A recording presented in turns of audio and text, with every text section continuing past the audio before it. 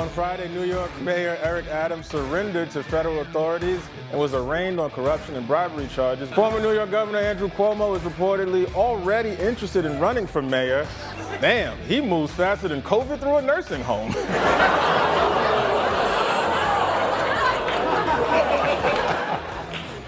We've Sovietized comedy in the United States of America, too. See, that sounded like a joke, but it wasn't. Cuomo is actually talking about running for mayor of New York now that the other Democrat is going to go to prison for 45 years for corruption. Because all that. And the Democrat mayor of New York says, well, the only reason I'm being prosecuted is because I crossed the Biden administration, so they unleashed the Justice Department and the FBI on me, and look at me now. They've Sovietized the whole operation. The only thing that might be worse is, Hezbollah and Hamas and the Middle East, and Israel is now playing whack-a-mole in Yemen with the, once again, Iranian-backed Houthi rebels. You got the Iranian-backed Hezbollah Islamists in Lebanon, and you got, of course, Hamas in the Gaza, which is their second state in the two-state solution. Hasn't worked out very well. Really turned out to be Nazi Germany. We gave them a state, but, it turns out they're not peaceniks.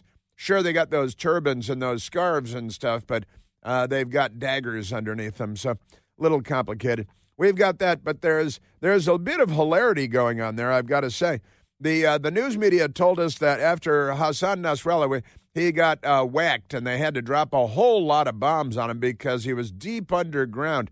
Turns out all these troglodytes, I've been calling them troglodytes for years, and, troglodytes are prehistoric peoples that live in pits and caves, and these people, they all live in pits and caves, and they dig their own tunnels. They've got tunnel systems. Beirut apparently has a tunnel system more elaborate than the extremely elaborate tunnel system in the Gaza, which has more miles than the New York City subway system. So these troglodytes are really, they behave as troglodytes behave. And, the Trogs, they got the fun old band, the Trogs, too, and they were just partial troglodytes, but fun stuff. And the Trogs, they're slithering out and murdering people and kidnapping and raping. They're savages, and Israel is taking them out on behalf of civilization. Thank you very much. We may be providing a bunch of the bombs, although you may recall also that Kamala Harris was dead set against giving Israel 2,000-pound bombs. Those are too big. So instead, you got to use 2 1,000-pound bombs in quick succession. Because you don't have 2,000-pound bombs, which increases the likelihood of fail rates and problems, friendly fire incidents, and all that, casualties, collateral damage. But never mind that. They're not exactly military strategists. Or if you need one 2,000-pound bomb, you might have to use 4 500-pound bombs. I don't think Kamala understands the numbers the way that they work this way. AOC, she's no good at this either, not a very bright bunch of people that the Democrats are fielding, and Western civilization is in big trouble. But I was reading through the news this morning and getting a few laughs here and there, because the People's Liberation Front for the Nation of Judea, or whatever it is, they got all these terror groups that are all over the place, and they some of them have pretty funny names. And I was laughing this morning about all the names of the terror groups, and naturally, like you are right now, I was reminded of Monty Python. So I'll definitely get to some Monty Python. But the Hezbollah military chain of command, boy, it's not what it used to be. Let me tell you that much, because they had Abu Ali Rida. He got the job as the top job at Hezbollah. He had dreamed of having it his whole life. He called his mom, he called his sister, and he said, "Hey, honey, you never guess. You never guess I got a new job. You're going to be so proud." And then, like an hour and a half later, the new guy the new boss at Hezbollah, he got all blowed up because the Israelis, they found out who the new guy at Hezbollah was. And so they blowed him up because he's a terrorist leader. And he's a mass murderer and a hostage taker and a rapist and a and a murderer. Did I mention murderer? Because they're murderers and troglodytes that live in pits in the ground. And that's okay. The Democrats are on their side. They have the backing of the Democrat Party.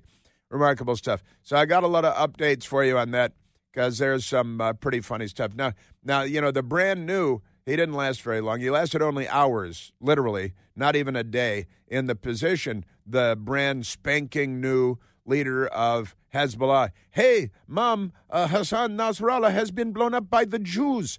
Do you think I might get the job, Mom? Oh, honey, I think you're, they blow up so soon. They and then the new guy came in, and it was kind of crazy because they had just knocked off Hassan Nasrallah, the head of Hezbollah, and they had knocked out like 18 guys who were his immediate lieutenants, right? And the cadre that follows him around, and that they carry out all the crazy, nefarious stuff. And all these guys have been knocked off. Bink, bink, bink, bink. It was like an arcade game, with one of those BB guns where you shoot out the red star. And the Israelis are knocking out the red star and getting all these bad guys. And then the new guy comes along, and he could have been more excited. He became the top dog. The funny thing was he knew something was wrong when he was celebrating, and he invited a whole bunch of people to join him for dinner. And nobody wanted to join him for dinner. I'm busy with raping the family. I'm kidnapping the Jews. I can't make dinner. Nobody wanted to sit down with him at the dinner table. Nobody wanted to hang out with the guy. And he couldn't figure out why. He was scratching his turban and saying, why don't my friends want to hang out with me tonight? And then a couple of hours later, he got blowed up real good. And it's kind of weird because he went down to a restaurant anyway, now that he's a bigwig, right? And he went down to a restaurant. And his last words were, table for one, please, table for one. Poor guy had to have his last dinner alone, and then he got blowed up. But at least he was the big man for, half a day anyway, not even a whole day. Boom, kaboom, karbum. His name is Mohammed al-Karbam. Mohammed al-Karbam, wow, that's an onomatopoeia of sorts, isn't it? That's quite remarkable. Yeah, so that was one of the funny stories this weekend, is that the brand spanking new, and why do you think they call him brand spanking new? Head of Hezbollah, he didn't last very long before he got blowed up, and it's that's great. Table for one. Mom was so proud for about 20 minutes. Then her son got blowed up. So the cross that they must bear. That's a little play on words. So they don't bear a cross. These are not crosses they bear. They're other things. Pretty good stuff. So we've got that corner. We got some politics going on as well. I was happy to see that President Trump. Did you see President Trump went to the college football game, the Alabama-Georgia game, and he was cheered like he was General MacArthur, cheered like he was a conquering hero, right? Big time. Very popular man. The crowd went wild. And everybody cheered, hey, there's President Trump. And also Tim Walz, he went to a game. He went to a Minnesota game, but when he got to the Minnesota game, he was not cheered like a conquering hero, like he was not cheered like Donald Trump or like Douglas MacArthur. He was cheered kind of like Hassan Nasrallah.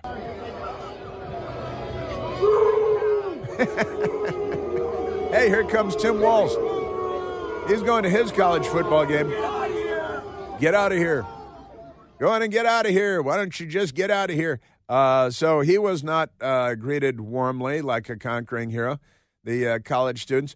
And I'm not even sure if I talked about this last week, but one of my brothers living in Chicago, the greater Chicagoland metropolitan area, he's got two kids. They're twins, so they're the same age because they're very traditional in his household. So the twins were, born at almost the same time. And they're both going to college because, that's one of the burdens that you have when you've got twins is they both go to college at the same time like that. he's got another set of twins in the pipeline that are going to be ready for college in another 2 years. But the twins off to college, and interestingly, they grew up in the same house as you because they're very traditional. But they've gone to different colleges in different states. So it's the first time that they've kind of broken up from each other. One is a young man and one is a young woman. The young man is at school, a great Midwestern university, and I don't want to give away too much because, it's family stuff. But my brother was down there moving his son into the college and to a fraternity, he's going into a fraternity. And he sent some pictures of the opening up of the school year and the fraternity, and they've got a big party set up, as you might imagine, with a live band playing, a rock and roll band up on the stage and stuff. And a couple of pictures came in, and on the stage behind the band, a giant Trump flag at this college, a giant Trump flag. And it's the Trump flag with the photograph where he had just been shot through the ear by the Democrat who tried to assassinate him, one of the Democrats who tried to assassinate him, and Trump is pumping his fist in the air, the picture, with the giant American flag over his head, and there's blood running down his head because he'd just been shot. And the Democrats have been trying to minimize that ever since because they want more of this sort of thing. You know how they are. But at the fraternity, there's a giant Trump flag up on the wall behind the band at the frat party with the blood coming down the air. And I thought that is truly remarkable. And, it's a family text thread, and I'm shooting back and forth. Wow, look at that. Isn't that amazing? And so that became a topic of conversation, remarkable. And then a poll came out over the weekend, and this poll is remarkable. It is, I thought, jaw-dropping that young people in the United States are turning conservative, turning to the right and away from the left, because I think they see how crazy the left is. And, they follow the news on their phones maybe, but they're following the news. And it's quite remarkable. Wait till you hear the age group that is more conservative versus the age group that is less conservative, Gen this and Gen that. And then I've dubbed, the generation that the Democrats have marching on college campuses, chanting from the river to the sea, right? From the river to the... Wipe Israel off the map, exterminate the Jews. This is what the Democrats are raising a generation to shout in the streets while they smash windows and burn things. The Democrat Party is a violent criminal organization of mob violence and mob political violence. Remarkable stuff. But we got Gen X and Gen Z and Gen this and Gen that. I've dubbed these college anti-Semites as Gen. They're Gen. What is Gen? Well, it's Generation Genocide, because the Democrats have raised a generation of young Americans, college students and college-educated young Americans, to be basically Nazis. They should be wearing armbands, and they want Israel wiped off the face of the earth, and they support first Hamas and now Hezbollah. I'm sure they support the Houthis, too. The Democrat Party from Barack Obama on down, who's a racist, they've been supporting Iran and the Islamic Revolutionary Guard Corps. And President Trump, of course, had Qasem Soleimani, the head general of the IRGC, had him whacked, and that was very appropriate. He was responsible for the murders of hundreds of Americans. And that they were not at war technically with the United States at the time, but they're at war with everybody all the time because they're troglodytes. Remarkable stuff. All right, so I've got a lot to get to, and I haven't even scratched the surface because we've got these poll numbers on young people turning conservative, quite remarkable. Worthy of note, the Democrats are, they're going to have to take a moment off from their gender panic to go into some kind of political panic. And then the report that came out on Friday out of ICE, Immigration Customs Enforcement, to Democrat Congressman Tony Gonzalez out of Texas, that there are, 13,000 illegal alien convicted murderers on the loose in the United States, more than 15,000 convicted illegal aliens who are rapists, who are convicted of rape. And the Democrats kind of shrug and throw their hands up and say, well, what do you want us to do about it? So we're going to have to pay the price for our policies. But people got to die. People got to be sexually assaulted. And the Democrat Party is just the party for that. People got to carjack. The Democrat Party is not on the side of the United States or of civilization. We're at 888-630-9625. Wild Thing. You make my heart sing. You make everything better. That's the Trogs, of course. As any child of 6 can tell you, that's the Trogs. They wanted to be the Troglodytes, but it was already copyrighted by an Islamist group at the time. That's not true. I just made that up. All right, let's go to the phones. Let's go to Hack, calling from Bethesda, Maryland. Oh, Hack, you're on the Chris Plant Show. Good morning, Chris, yet again. I tell you, this is the first time I ever made your screen caller laugh, okay?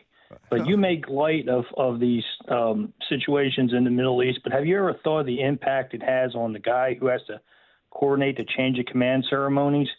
The poor guy at Hezbollah that has to coordinate the change of command ceremonies? He's got to contact Staples, get the program reprinted. He's got to get to the baker before they ice, welcome General so-and-so. Talk about being a one-armed paper hanger, huh? And not only that, don't get me started on the duty NCO roster. It's totally trashed now. The duty NCO roster. Yeah, I'm not sure. Call that supernumerary, okay? That is, this month. Yeah, but he's not answering his phone. I gotta tell you, they're having Hezbollah's having a bad way. It turns out that they messed with the wrong people. Because I don't want to stereotype here, but Jews really smart. Troglodytes really stupid. Am I right, Heck? Does that sum it up? You are correct. And just one more thing. If you're going to buy a pager, don't buy one off a street vendor that's all duct taped, okay? I'm telling you, that's when the new guy took over for Hassan Nasrallah when Nasrallah was blown up. And do you think they gave him a pager? It's like, hey, here, this comes with the job. Maybe a flip phone. But the Israelis. What do you think the comm officer, man, he's been working 24/7 the last 2 weeks. Public relations for Hezbollah and for Hamas. We've got a lot of updates on Hezbollah and Hamas. And speaking of Hezbollah and Hamas, who's worse, Hezbollah or the Democrat Party? The tens of thousands of criminals, illegal aliens roaming the streets.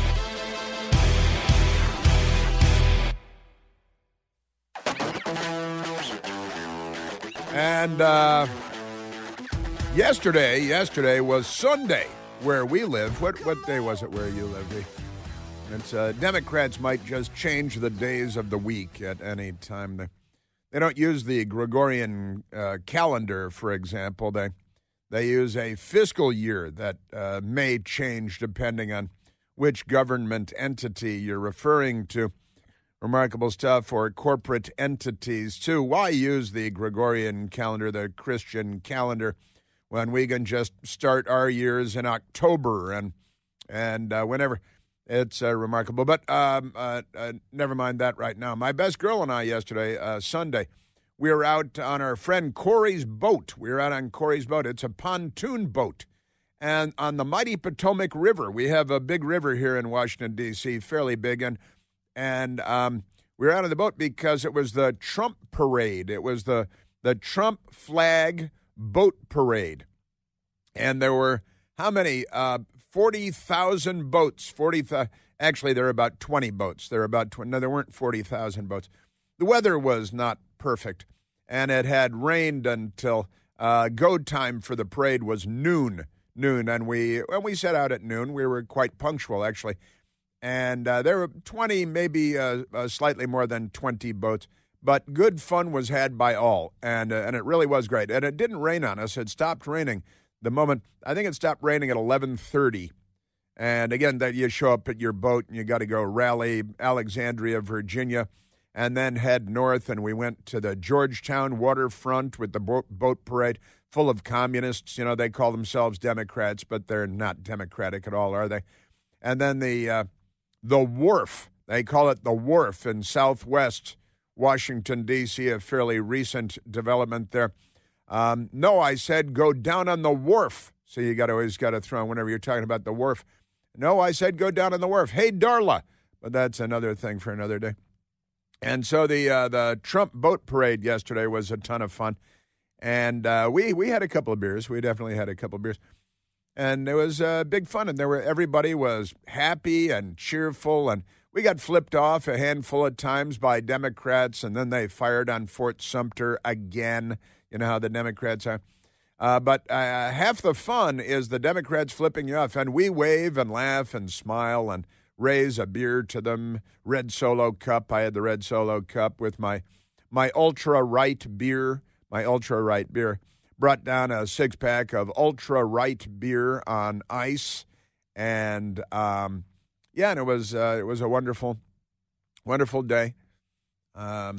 Corey, who is the afternoon drive time producer on WMAL here in Washington on the Vince Colonnese show, one of the great shows on radio. And Vince and Corey put on a really great show, smart show, and I'd recommend it to everyone. If you don't already have it on your list, it's great. But out on the pontoon boat, we just had a riot, And there was a little bit of a big, kind of a biggish boat, did a zigzag in front of us, and a 50-something foot, good-sized boat. And there was a bit of a wake, kind of a significant wake. And we're barreling along at the top rate of speed on the pontoon boat, which is pretty fast. I think it's fast enough to water ski. And we're motoring along. And I was on the front of the pontoon boat because, it's like, I'm the king of the world. And no, I didn't say that. But we're motoring along. And a small tsunami came over the front of the boat. And it was true. I was drenched. My shoes were still wet this morning.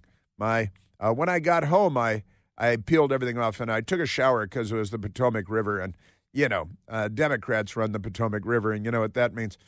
It can be bad things. But it was great. It was great fun. And look, you're out on a boat on the river. You might get a little wet. You shouldn't think that you're going to go home dry when you're going out for a day on a boat on a river with a boat parade. And it was a great American moment, a great pro-Trump moment. The big Trump flags and American flags and Let's Go Brandon flags and a couple of other things that some of which I can't say here. But great stuff. It was a family-friendly event. And Washington, D.C., I've got to say, while there were some people that flipped us off, there were, because that's what Democrats do. It's who they are. It's what they're like. There were more people that waved cheerfully and gave us thumbs up, and families, normal people. That was good stuff. So I want to thank Corey, my best girl, and I want to thank Corey and the whole gang for a great day yesterday. It was wonderful, and I just made fun of the wave splashing over the front. That was half the fun. It was great. And my phone needed a good washing. Really, so I got a little washing, and everything's great. It was a ton of fun. And honestly, if you go spend a day on a boat on a river and you get off completely, it's a Beatles lyric then, and you get off completely dry, and no, that's almost less fun, I think. Then that's what I think, and I mean that. I think that's great. Now, with that said, with the nice people along the shore. The Potomac River in Georgetown and in Southwest Washington, D.C., and so on. It was very nice. And again, probably more people giving positive hand signals rather than negative Democrat-style Civil War-like hand signals that the Democrats are so fond of. Oh, speaking of which, I didn't mention that when Tim Walz was booed at the Michigan-Minnesota college football game on Saturday, he apparently flipped off the people that were jeering him. See, people are booing him. And the governor of the state, held up his right hand and extended his middle finger. Now, they're probably going to lie about it and say he was pointing to the stands or something where he was going to hit a home run. No, that's not what happened.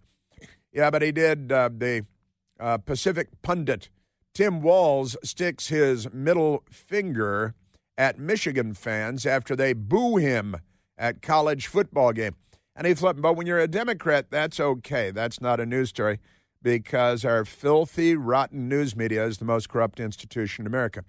But let's move on to another thing, because the nice people cheering us, even some good thumbs up in Georgetown, which is like Moscow when it comes to politics, and in the Southwest waterfront, which is like Moscow, but more people shoot each other there. So it's a little bit of a mixed bag.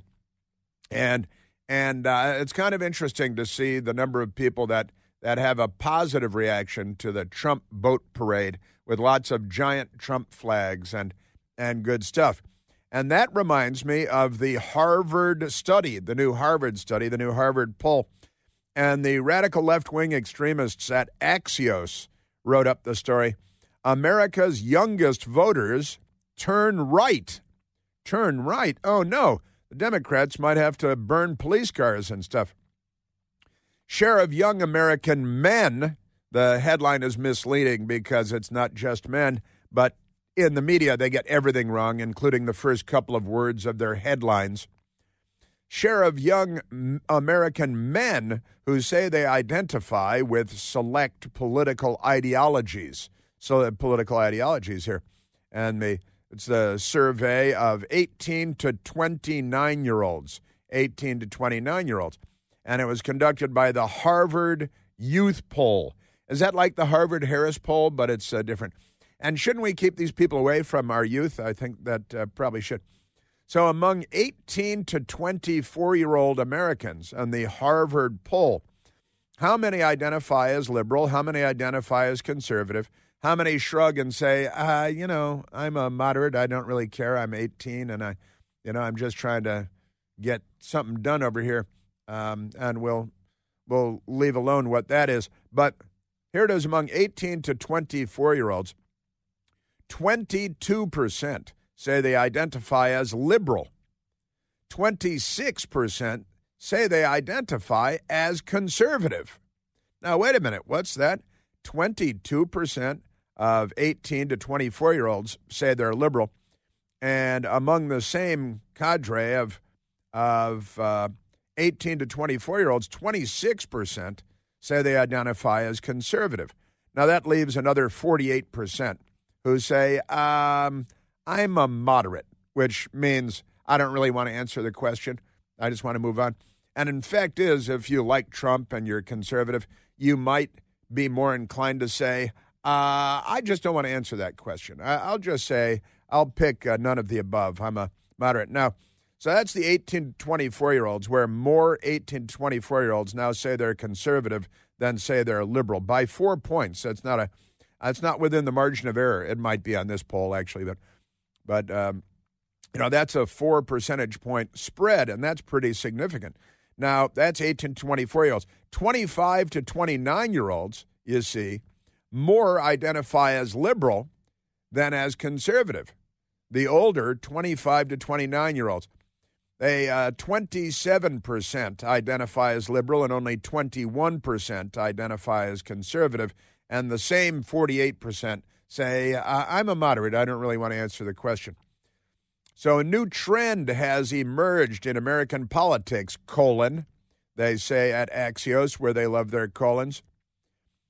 The very youngest voters, 18 to 24-year-olds, say they're more conservative than the cohort that's just older, according to the latest Harvard Youth Poll.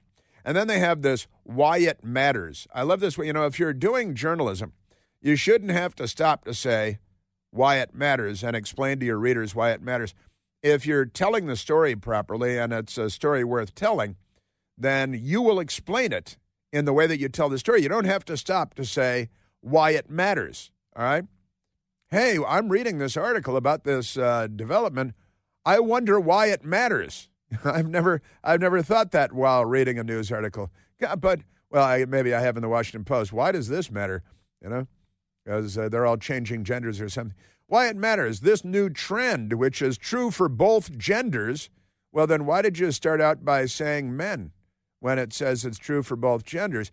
But they mislead you right out of the gate by saying it's young men, and then they say it's true for both genders. So you just can't. Everything they say is a lot of ridiculousness, a lot of hooey. But that's your Democrat Party and your news media. But I repeat myself, isn't that amazing? And it's the Kennedy Harvard School, the Harvard Kennedy School of Government, that conducted their politics people, which is all they're about, right? So why it matters, this new trend, which is true for both genders and emerged only in the last few years, is especially pronounced with men. The younger generation of men is more likely to identify as conservative than as liberal, a stunning flip. I don't think it's a stunning flip. First of all, it's the counterculture now, because you guys have secured an almost fascistic cultural dominance. And guess what? Things are not going well in our culture. And you deserve the lion's share of the blame for that. And blame is entirely appropriate, and blame is the correct word. Because, you tell us that crime rates are lower, but everybody knows it's not true. You tell us that illegal aliens are wonderful, and then they lie by eliminating the word illegal and saying migrants commit crimes at lower rates than native-born Democrats. And that's true, because if you're a legal immigrant to this country, you respect the law. You had to fight and pay and work to become an American, whereas an illegal alien just comes in and kidnaps your daughter and brings her to the Gaza down in a tunnel, and the Democrats chant from the river to the sea. And that's, I know I mixed up a few things there, but that's okay. Remarkable stuff. So it's amazing now. 26% of men 18 to 24 say that they identify as conservative, and that is 5 points higher than the 25 to 29-year-old men. Among women, the younger group is more conservative by 3 points, instead of by 4 points. Moderates make up the biggest chunk, why would you call them chunk, of both men and women among young voters. But, you got to ask the next question. Once again, the art of the follow-up is gone. They've murdered that, too, along with so many other sensible things. But the moderates, many of them are just, I'd prefer not to answer because everything's so polarized, and you guys burn and loot so many different places and attack violently. The Democrats violently attack so many people under so many circumstances that we'd prefer to just not answer. Wah, wah, wah. They were the hardest hit by COVID-19 and the lockdowns and all the fascist stuff and the lies and the masks and the vaccine and long COVID and myocarditis and all this stuff. And then they see the media's lying to them all over the place. They were the hardest hit by COVID-19 and felt ignored by the establishment. Sure, the head of polling at Harvard's Kennedy Institute of Politics said to the left-wing radicals at Axios, that's right. The youngest members of that group were just 10 years old when Trump was elected president. Think about that. They were just 10 years old when Trump was elected president. And see this chaotic political era as normal. Well, that's one way to look at it. It's Harvard and Axios, so they get almost everything wrong. Every now and then, just by accident, by happenstance, they get something right. We're at 888-630-9625. Wait till you hear what Ann Applebaum at the Washington Post has to say about President Trump bringing peace to Europe. She's a very mentally unstable woman. She needs help. Should be a family intervention. I'll have that for you coming up. Also, my friend Chris points out correctly that in the Axios report on the Harvard poll, they have young men who are leaning conservative, young women who are also leaning conservative, men by 4 points, women by 3 points. And it says that both genders are, but wait, there are only two genders. That's what Chris points out, that they just admitted that there are only two genders, saying both genders agree. What do you mean both genders, racists? What's with these racists? All right, let's take a phone call. And wait till you hear this. Washington Post, MSDNC, peace in Europe. The fear-mongering, paranoid, wretched, mentally ill people. Ann Applebaum should not be allowed to own a firearm. I can tell you that much. I've got that coming up. Lickety-split. Right now, let's go to, Let's go to the phones. Let's go to Ernie, calling from Washington, D.C. Ernie, you're on the Chris Plant Show. How you doing, Chris? Doing great, Ernie. What do you say? Not too much. I was just listening to you about being on the Potomac yesterday. Unfortunately, I wasn't there. I wasn't at work. But I run a monument tour from the Potomac to Reagan, from Georgetown to Reagan National. Excellent. And I see Cordy out there all the time, and I'm always trying to get his attention, and he won't wave back. Oh, no, come on. Are you sure you're not flipping him off? No, sir. No, he'd wave back then, too. I give him the thumbs up, but I'm in a wheelhouse. He probably doesn't see me. Well, that could be it. Now, you weren't on the river yesterday, huh? Unfortunately, no, but I'm on my way there now. But is that right, really? And you drive, would I know which boat you're on? Yeah, I don't know if, it's the Nightingale. Oh, sure, I know the Nightingale, of course, yeah. There's a Nightingale and the Nightingale 2, right? Yes, sir. I'm on Nightingale 2 today. Okay, yeah, sure. And you go and park in front of the restaurants at Georgetown Harbor there, in front of Nancy Pelosi's building, right? That's what I tell everybody. People want to know if they can eat there, and I said if you can afford it, that's where Nancy goes. Yeah, that's right. Yeah, what's that? Fuel Amare. It's like $100 just for the kids. Yeah, great stuff.